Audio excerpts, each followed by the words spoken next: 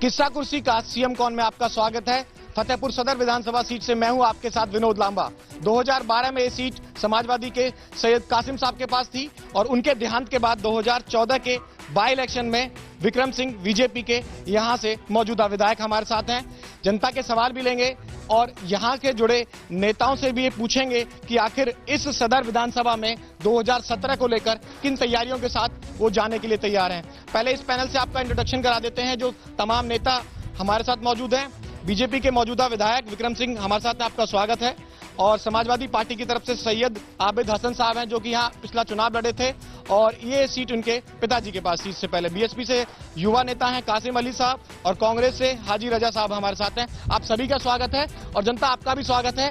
जब मैं आपसे सवाल पूछूं तो अपना हाथ खड़ा कर लीजिएगा ताकि आपके सवाल हर पार्टी के रिप्रेजेंटेटिव तक पहुंच सकें और अपना जवाब आपको मिल सके। विधायक जी, 2 साल बाई इलेक्शन में आप जीते थे, जो अब तक का काम आपने किया वो रिपोर्ट कार्ड तैयार है अगले इलेक्शन में जाने के लिए? ऐसा है बंधु कि मुझे नहीं पता आप प्रत्याशियों के विषय में कितनी जानकारी लेकर यहाँ पर आए हैं, लेकिन मैं शायद अकेला विधायक हूँ पूरे उत्तर प्रदेश का जिसका सारा रिपोर्ट कार्ड डेली बेसिस पर वेबसाइट पर अपडेट होता है और जिसके द्वारा किए गए सारे कार्य, निधि का एक एक पैसा वेबसाइट, फेसबुक और ऐप के माध्यम से जनता तक स्वयं पहुंचाया जाता है। ठीक है, वो जनता जवाब दे देगी। मेरी जानकारी शायद ना हो कि क्योंकि 403 विधानसभा सीट है, हर जगह जा रहे हैं, लेकिन जो आपने डाला है वेबसाइट पे डाला है, आप लोग को शायद मिल गया होगा। विधायक जी कह रहे हैं कि हर कार की जो अपडेट है आप तक पहुंचा दी गई है, तो आप लोगों ने देखी होगी, वो सवाल पूछ लीजिएगा। ठीक है, समाजवादी पार्टी से आपने यहाँ चुनाव लड़ा है, आप कितने तैयार हैं 2017 चुनाव को लेकर? क्योंकि विधायक जी कह रहे हैं कि हर जो काम मैंने किया है वो पहुंचा दिया मैंने। ज्यादातर जो जनसंख्या है वो ज्यादातर किसान है, लेबर क्लास है, उनके पास मोबाइल ऐप नहीं है, ना वो मल्टीमीडिया का सेट यूज करते हैं कि जिनको जो है जानकारी ये प्राप्त हो जाए कि किसने कितना काम कराया है। और अगर सैयद कासिम हसन साहब के बारे में बात की जाए तो बहुत ही ईमानदार आदमी थे और उन्होंने 72 रोडें पूरी विधानसभा में बनाई, पीडब्ल्यूडी से, अपनी निधि से, उनका सब रिकॉर्डेड है। कोई भी आरटीआई डाल करके ये जानकारी हासिल कर सकता है कि उन्होंने कितने काम कहाँ कराए। ठीक है, तो ठीक है, सवाल वाजिब है। मेरा सवाल ये है कि ठीक है, आपने सब चीज डाल दी होगी, अपडेट कर दिया होगा इंटरनेट के जरिए, लेकिन कुछ लोग ऐसे भी होंगे जो शायद इंटरनेट तक पहुंच नहीं रखते हैं। उन लोगों तक डिजिटल इंडिया के माध्यम से पहुंचने का प्रयास किया जा रहा है। ठीक है, 3 काम आप गिनवा दीजिए। आज जनता सामने बैठी हुई है, ठीक है, आपने अच्छा किया, बहुत डाल दिया, लेकिन शायद कुछ लोग ऐसे होंगे जो नहीं पहुंचा होगा। कुछ एक कार्य मैं मोटे तौर पर आपको बताना चाहूंगा क्योंकि वो सारा डिटेल तो आपको उस पर ही अवेलेबल होगा और ना किसी को याद रहता है। मित्र यहाँ जो है वो याद करके आए हैं, लेकिन सबसे ज्यादा हैंडपंप पानी की समस्या को लेकर यदि पूरे जनपद में किसी ने दिए होंगे 2 वर्षों के अंदर तो वो मैंने दिए। मोटा मोटी कितने दिए? 300 से 400 के बीच में कोई संख्या होगी। अच्छा, ठीक है, पूरी सदर विधानसभा में? पूरी सदर विधानसभा 300 से 400 जो नलकूप है वो मिले हैं? हाथ खड़े करके बताइए, मिले हैं कि नहीं मिले हैं? मिले कहाँ गए फिर वो? सरकार ने लगवाया था, भाजपा ने कोई हैंडपैड नहीं लगवाया। तो विधायक जी आपके सामने कह रहे हैं आपके सदर विधानसभा के कि 300-400 वो लगवाए हैं, लग चुके हैं कि अभी? आप वेबसाइट पर देख लीजिए। और बड़ा अच्छा एक प्रश्न किया अभी हमारे मित्र ने कि शहरों में कहाँ लगवाए हैं।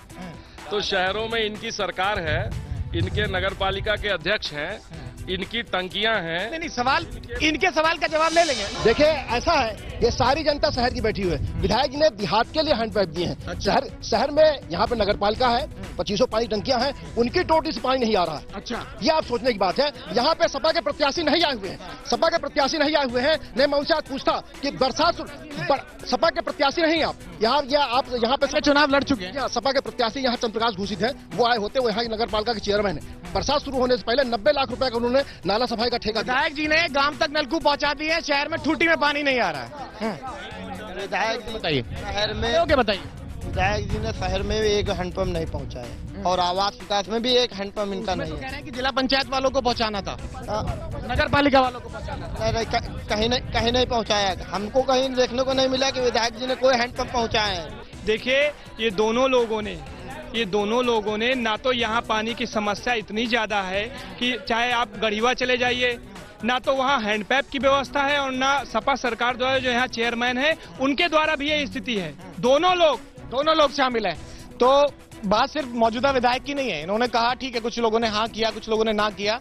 जो आपकी समाजवादी पार्टी की सरकार है उसने क्या किया वो आप भी बता दीजिए। केंद्र की सरकार में मेरे पिता स्वर्गीय सैयद कासिम असद ने एक सीवर लाइन का प्रोजेक्ट बहुत जमाने से जो है पड़ा हुआ था फतेहपुर शहर के लिए। उस पे पूर्व में इनसे पहले भाजपा के जो है राज्य मंत्री रह चुके हैं, भाजपा से विधायक रह चुके हैं, वो कई साल यहाँ से विधायक रहे। उनके समय पे भी मांग की गई केंद्र में सरकार, इससे पहले भी भाजपा की आई है। जो सीवरेज की आप बात कर रहे हैं मैं सुन लेता हूँ। उस सीवरेज तो अब भी डिलीवर नहीं हुआ है, ये मैं कह रहा हूँ। जो सीवर लगना था क्या वो सीवर लग गया है? सीवर लग गया है, वो नहीं लगा है। कहाँ सीवर कहाँ है? कतई नहीं, कहीं दिखाई नहीं पड़ रहा, केवल जबानी चर्चा में, कहीं है नहीं उसका। तो दावे तो सिर्फ पेपर पे हैं, पेपर पे हैं दावे तो। ठीक है अभी बीएसपी से भी शामिल कर लेते। जी दावे हो रहे हैं तमाम, आप लोग क्या कहेंगे इन दावों पर? कि जो सबसे पहला सवाल आपने किया है किस मुद्दे को लेकर आप 2017 में जनता के बीच जाएंगे, उसका जवाब मैं देना चाहता हूँ। बहुजन समाज पार्टी जब से बनी हुई है तब से 4 बार उत्तर प्रदेश में माननीय बहन जी के नेतृत्व में सरकार बनाई है, और बनाने के बाद जो लैंड ऑर्डर, जो कानून व्यवस्था बहन जी ने दिया है और जो विकास बहन जी ने कराया है, शायद किसी सरकार ने आज तक आजादी। ठीक है हाजी राजा जी, तमाम दावे हो रहे हैं समाजवादी पार्टी की तरफ से और बीजेपी की तरफ से भी। कांग्रेस का क्या कहना है स्पेसिफिकली इस सीट को लेकर बताइएगा, फतेहपुर सदर की जो सीट है। बंधु, हमारी कांग्रेस पार्टी एक नेशनल पार्टी है, वो अपने विचारधाराओं पे काम करने वाली है और ना कि कोई जात पात पे काम करने वाली। हमारी पार्टी विकास पे भरोसा रखती है। तो यही नारा रहेगा। ठीक है हो गया आपका। आप बताइए, मेरे साथ आइए ब्रजेश। जो मुद्दों की बात हो रही है, ठीक है विधायक जी कह रहे हैं कि शायद मेरी जानकारी कम रही होगी, आपकी जानकारी पर शायद इन्हें संदेह नहीं होगा।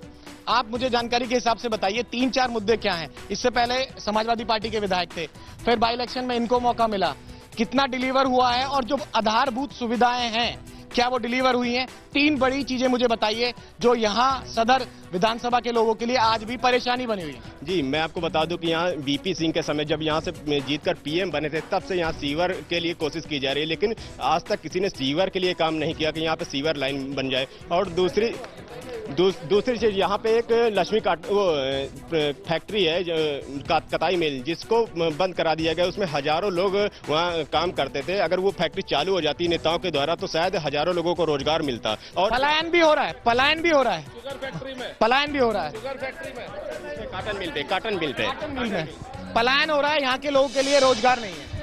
आप इनसे बात करिए, हमको जवाब दे लेने दीजिए।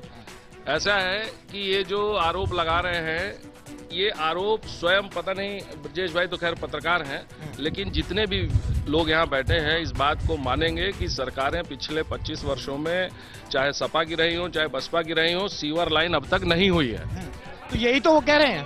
और कांग्रेस समर्थित सरकारें भी रही हैं, इसलिए कांग्रेस के सहयोग की सरकारें भी रही हैं, लेकिन सीवर लाइन का एक भी काम यहाँ पर नहीं हुआ है।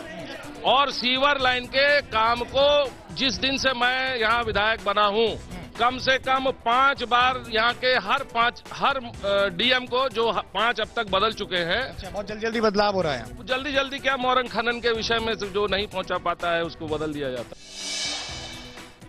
किस्सा कुर्सी का सीएम कॉन में ब्रेक के बाद आपका स्वागत है। फतेहपुर सदर विधानसभा से लगातार जनता सवाल पूछ रही है, इस बीच कुछ नारेबाजी भी हुई, लेकिन इस बार उम्मीद करते हैं कि सवाल ज्यादा होंगे और नेतागिरी कम होगी। हम ये पूछना चाहते हैं प्रदेश सरकार से भी, केंद्र सरकार से भी, आरक्षण के संदर्भ में क्या गरीबी के आधार पर आरक्षण नहीं संभव नहीं है? ये ठीक सवाल है। सबसे चारों पार्टियों से ले लूं? बहुत अच्छा सवाल है, सवाल का जवाब दीजिए। आरक्षण पर जो भी संविधान की नीति है, जो भी केंद्र की नीति है, वो बड़े स्पष्ट तौर पर मोदी जी ने कई बार कई मंचों से बखान कर दी है। मुझे इतना ही जोड़ना है कि उनके विचारों से पार्टी का एक कार्यकर्ता संबद्ध है। मोदी जी कर चुके हैं और उसी पे ये विधायक जी भी कह रहे हैं वही है। ठीक है, आप भी बहुत देर से कुछ कहना चाह रहे थे, जी बताएं। मैं कहना ये चाह रहा था, अभी सारी पार्टियों का आपने आचरण देखा और आपने देखा कितना शालीनता से कांग्रेस अपने आप के सवालों का जवाब दे रही है, न कि कोई नारेबाजी और न एक दूसरे पे टिप्पणी कर रही है। मैं बताना ये चाह रहा हूं कि कांग्रेस एक कितनी नियमित पार्टी है, कितना नियम के उस नियमता के आधार पे तो कहने का मतलब कि कितने यहाँ पे कांग्रेस के जो भी लोग जन लोग हैं वो सिर्फ एक से बैठे हैं। चलो अच्छी बात है, कांग्रेस वाले शांति से बैठे हैं तो बैठे रहिए, बहुत अच्छी बात है, बहुत अच्छी बात है। ठीक है, हाँ आप बहुत देर से उत्तेजित हो रहे हैं, बताइए कोई सवाल है आपका?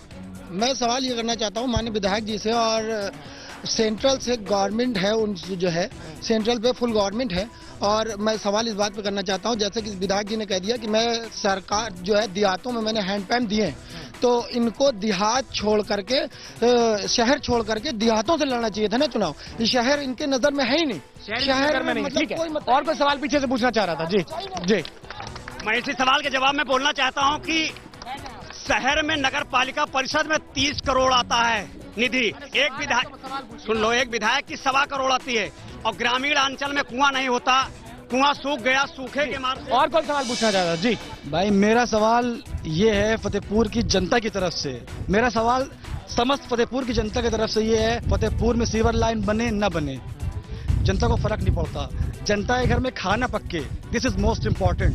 महंगाई, खाना पक्के, महंगाई, गरीब के घर में खाना पक्के, हमारे घर में खाना पक्के, 5,000 रुपए की नौकरी करने वाले आदमी हमारे घर में खाना नहीं पक्केगा तो दिक्कत है, सीवर लाइन नहीं पड़ती। सवाल क्या? सवाल क्या? सवाल पे आता हूँ ना, सवाल है महंगाई, महंगाई के लिए आपकी सरकार क्या कर रही है? ठीक है, और ठीक है, आप नहीं, हो गया एक सवाल हो गया, ठीक है, और बताइए। और कौन पूछना चाह रहा था? जी भैया आपके चैनल के माध्यम से ये पूछना चाहता हूँ, हम लोग यहाँ पे इकट्ठा हुए हैं किस्सा कुर्सी का सीएम कौन। जी, यहाँ पोस्टर में लगभग 4 पार्टियों के बड़े नेताओं की फोटो दिख रही है, इनमें 3 पार्टी ने अपना अपना सीएम घोषित कर दिया, चौथी पार्टी में ऐसी क्या मजबूरी, ऐसे क्या हिचकिचाहट है जो नाम नहीं बता पा रहे? अरे बता दो भाई, बाद में कह देना जुमला था। ठीक बात है। मैं माननीय आबिद जी से पूछना चाहता हूं कि अखिलेश जी युवाओं की बात करते हैं, इससे पहले ये चुनाव यहाँ से लड़े, बहुत अच्छा चुनाव लड़े, दूसरे सेकंड कैंडिडेट रहे, ऐसी कौन सी मजबूरी आ गई कि दूसरे दल से आए हुए लोगों को टिकट मिल जाता है और इनका टिकट काट दिया जाता है? ठीक है, सवाल पूछ लेते हैं। जी हाँ, आप भी जोड़ लीजिए, हाँ सबके सवाल ले लेंगे। ठीक है, मैं समाजवादी पार्टी से पूछना चाहता हूं कि यहाँ 22 घंटे बत्ती देने का वादा माननीय मुख्यमंत्री जी करते हैं, मगर यहाँ जनता बैठी सब पूछ सकते हैं कि 10 से 12 घंटे से ज्यादा बत्ती नहीं आती, और रात में 2-2, 4-4 घंटे बत्ती काट ली जाती है। कितने घंटे बिजली आती है? कितने घंटे बिजली आती है? हाथ खड़े करके बताइए, कितने घंटे? 22 घंटे का वादा करते हैं, मात्र 8-10 घंटे बत्ती आती है। समाजवादी पार्टी क्या कर रही है इसके लिए, यह मैं क्वेश्चन कर रहा था। ठीक है, पूछ लेता हूँ, और कोई सवाल हो तो एक साथ पूछ लेते हैं। और कोई सवाल? जी 20-20 घंटे बत्ती आ रही है, यह गलत जवाब है। और उसके बाद जितना आपका कोई सवाल है? हाँ, मेरा सवाल है कि जितना भी वादा किया था केंद्र में जब सरकार बननी थी, एक नहीं हम 1000, आपको भी याद होगा, 15 लाख भी याद होगा, और किसानों का बेरोजगारी भत्ता वाला भी होगा। 2 करोड़ 2.5 साल में 2 करोड़ बेरोजगार बढ़ गए। 30 रुपए की दाल 150 रुपए में बिक रही, और जब 150 रुपए तक कोई मुद्दे से मैं पूछ लूंगा। महंगाई में ही आता है आपका, महंगाई में आता है, महंगाई में। सर काला धन कब आएगा, मेरा सवाल विक्रम सिंह। ये 2-3 सवाल हैं जो सेंटर को लेकर हैं, काले धन को लेकर, महंगाई को लेकर, और जो 15 लाख का वादा था उस चीज को लेकर, और एक बहुत मैं आ रहा हूं आपके पास, मैं आ रहा हूं, इनसे जवाब आपके लिए भी सवाल है मेरे पास, 1 मिनट रुक जाइए। और एक जो सवाल है कि भाई सीएम कैंडिडेट तमाम घोषित हो चुके हैं, आप लोग बिना सीएम कैंडिडेट के ही उतरना चाहेंगे? ये 3 सवाल है। महंगाई का ऐसा आपको कैसे लग रहा है? ऐसा आपको कैसे अभी तक घोषित नहीं हुआ है। अभी तक का क्या मतलब है? इलेक्शन घोषित हुआ है क्या? नहीं, अभी नहीं हुआ है। ये पहला जवाब है। उसके अलावा महंगाई पर जहां तक बात है, देश को 23 मिलियन टन दाल चाहिए होती है, जिसमें 16 मिलियन टन दाल सिर्फ भारत में पैदा होती है। 2 वर्षों से बारिश नहीं हुई है, अतिवृष्टि हुई है, उसी समय हुई है जब दाल का सीजन होता है।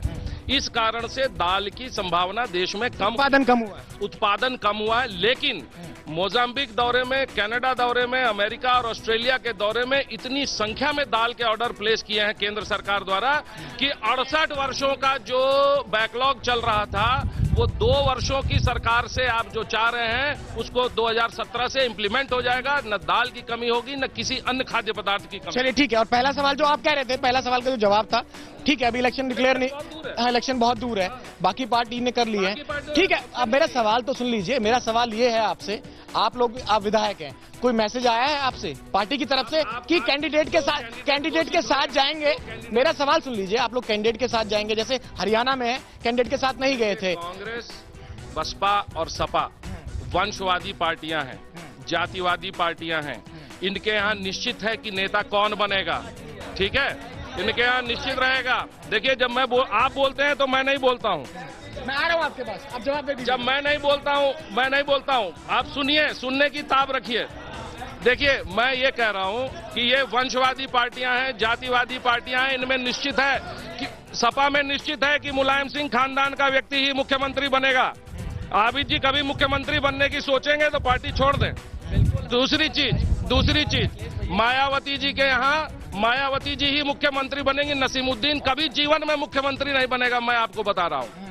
तीसरी बात आपको मैं बताना चाहता हूँ, कांग्रेस ने घोषित किया शीला दीक्षित को। इसको घोषित किया है, जिस पर CWG स्कैम में नामित महिला को घोषित किया है, उस महिला को घोषित किया है जिसका 15 वर्ष तक उत्तर प्रदेश से फैक्टर नहीं है आप लोगों के लिए, बीजेपी के लिए फैक्टर नहीं है। एक उनके पास लोग ही नहीं है। दूसरी चीज, एक ऐसे व्यक्ति को अध्यक्ष बनाया है जो सिर्फ फ्लॉप फिल्में और फ्लॉप नेता रहा है। फ्लॉप फिल्मों के नेता को आपने अध्यक्ष बनाया है, और एक जो पूर्व सीएम है जिन पे आरोप हैं, ऐसे को आपने सीएम को बनाया। मैं बताना चाहता हूं, लगता है हमारे माननीय विधायक जी को इस बात का इल्म नहीं है, इस बात की जानकारी नहीं है विधायक जी को कि शीला दीक्षित जी इस उत्तर प्रदेश की बहू और बेटी भी है। उनकी बहू है, बहू बेटी के समान होती है। अगर ये आपके यहाँ फर्क समझा जाता होगा, हिंदुस्तान के सभ्यता में बहू बेटी के समान होती है। विधायक जी, बहू जो है वो बेटी के समान होती है, और उन्नाव डिस्ट्रिक्ट की वो बहू है, हमारी माता समान है। कितना फर्क पड़ेगा कांग्रेस को, क्या कहना चाहते हैं आप, कितना फर्क पड़ेगा? आप विधायक जी की बौखलाहट नहीं देख रहे? भाजपा बौखला गई। कन्नौज से सांसद रह चुकी है, यही शीला दीक्षित जी है। उनका जो स्ट्रॉन्ग कनेक्शन है यूपी से, आप सबको परेशान करेगा। वो उन्नाव की रहने वाली हैं, कन्नौज से नहीं। इनका कहना है कि जो उनका यूपी से कनेक्शन है बड़ा स्ट्रॉन्ग बाउंडिंग के साथ आएगा और कांग्रेस मजबूत होगी, ये इनका कहना है। देखिए, पहले तो ये बताएं कि आम जनता ने जो है कांग्रेस को वहां से हटाया था, आप पार्टी ने हटाया था, तो आप पार्टी से किस बिना पे हार गए और यहाँ पे कैसे प्रोजेक्ट हो जाएंगे और कितना यहाँ क्या कर सकते हैं ये बताएं। ठीक है, आप भी कुछ जवाब देना चाह रहे थे कि बौखला गए हैं, सवाल सुन लीजिए। तो चीजें और कांग्रेस से बौखलाएं, ये तो आज का समय नहीं है। कांग्रेस को बौखलाना चाहिए। लगभग सारे प्रदेशों में जहां भी चुनाव हो रहे हैं, तीसरे और चौथे पोजीशन पर पहुंच रही है। मैं शीला जी के विषय में यदि कहना चाहूं तो सिर्फ इतना कहना चाहूंगा कि शीला जी जो हैं वो वहां की फ्लॉप नेता हैं, जिनको रीस्टेबल करने की बात, रीइंस्टेट करने की बात हो रही है, लेकिन शीला जी स्वयं चुनाव वहां पर कई हार चुकी हैं अब। और उसके बाद जब देश में युवा लोगों की बात हो रही हो, देश में 60% लोग युवा हो, उस वक्त 78 और 80 साल के लोगों को प्रदेश की कमान सौंपना, जबकि प्रदेश में, मैं ये नहीं कहता कि कांग्रेस पार्टी में सब अच्छे लोग हैं, लेकिन कुछ अच्छे लोग आज भी उत्तर प्रदेश के अंदर हैं जिनको कमान दी जा सकती थी। जैसे कि बहुत से लोग हैं, कोई एक नाम है, और वो आपके निर्मल खत्री हैं, प्रमोद तिवारी हैं, दुनिया भर के लोग हैं, लेकिन मैं उसमें नहीं जाना चाहता। मैं ये कहना चाहता हूं कि यहाँ के लोगों की अवहेलना की गई है और एक ऐसी महिला को बिठाया गया है जो उस परिवार की चाटुकार है। यहाँ उत्तर प्रदेश के लोगों को इस मानसिकता से बाहर निकल चुका है अब उत्तर प्रदेश का युवा। ठीक है, वापस लौटते हैं, बहुत मुद्दे हो गए, वापस लौटते हैं। माननीय विधायक जी से मैं पूछना चाहता हूं, उन्होंने अभी भी बताया कि जो सीएम कैंडिडेट घोषित हुई शीला दीक्षित जी, वो उत्तर प्रदेश की नहीं है। मैं माननीय विधायक जी से पूछना चाहता हूं कि वो बतावें कि फतेहपुर के किस गांव पैदा हुए हैं। ठीक है, आप बता दीजिए, जवाब दे दीजिए। जिस दिन विनय जी मुझे बता देंगे कि राहुल गांधी अमेठी के कौन से गांव में पैदा हुए थे और सोनिया गांधी कौन से गांव में पैदा हुई थी, भारत के कौन से गांव में सोनिया गांधी पैदा हुई थी, उस दिन मैं बता दूंगा।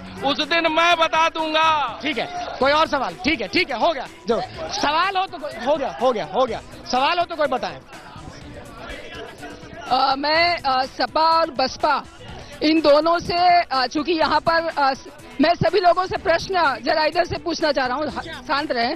लॉ एंड ऑर्डर पर लेकर मेरा सवाल है, जब भी यहाँ पर कुछ अच्छे अधिकारी आते हैं उनका मुख्यमंत्री तुरंत ट्रांसफर करा देते हैं। फतेहपुर में 3 सीडीओ, एसपी और डीएम जो बहुत अच्छा काम कर रहे थे, एक साथ इनका ट्रांसफर कर दिया गया।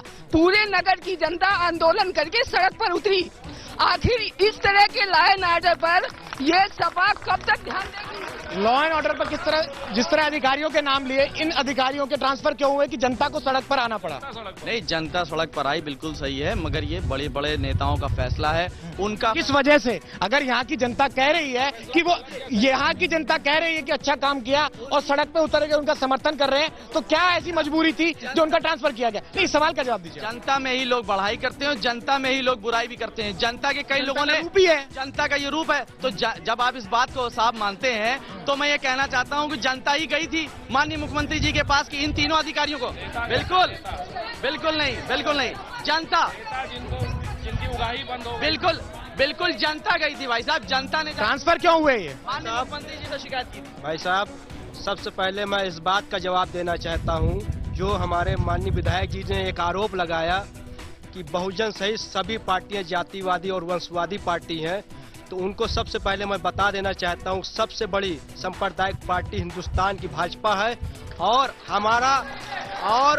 हमारा विधायक इतना नहीं बता सकता कि मैंने क्या क्या काम कराया। वेबसाइट में देख लो, इसमें देख लो। इनको इतनी जहमत, मुंह को जहमत देने में दिक्कत हो रही है, जहमत देने में दिक्कत हो रही है। और रहे, अरे तो आप जवाब दीजिए ना, जब कुछ कराए होंगे तब जवाब देंगे ना, कुछ कराए नहीं। और दूसरी चीज रही ट्रांसफर की बात, देखिए जनता की बात सही है कि जो भी अधिकारी आए थे न्याय सज्जन और ईमानदार आए थे, लेकिन सपा के लोगों को मोरंग खनन में पैसा न भिजवाने की वजह से उन अधिकारियों को बड़े नेताओं कहने पर ट्रांसफर कर दिया गया। उस पर बड़ा व्यापार मंडल के लोगों ने, तमाम लोगों ने आंदोलन। ठीक है।